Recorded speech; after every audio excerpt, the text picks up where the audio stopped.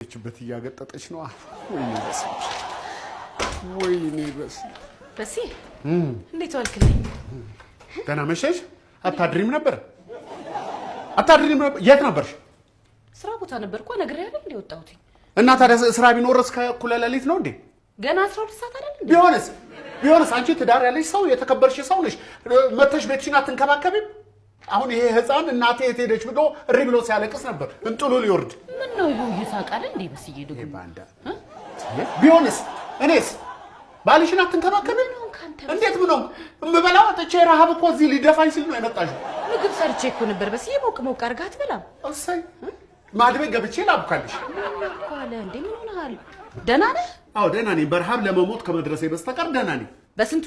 የተፈጠረ ነገር ካለ ለምን በግልጽ አትነግረኝ አንቺ ለምን በግልጽ አትነግረኝ ምንድነው ምነግርህ እማላቀው የደበቅሽኝ ነገር ፍለፊት አውጥተሽ ለምን አትነግሪኝ ከነገርሽኝ ደግሞ በግጥም ነው የምትነግሪኝ ከመቼ ጀምሮ ነው እናንተ በግጥም እናወራው አሁን እንጀምራለን ዛሬ ይጀምራል ስለምን ነው የምታወራው እኔ ደበቅኩህም የምነግርህም ነገር የለም አሁን ከስራ ነው የመጣሁት አትልከፈኝ በል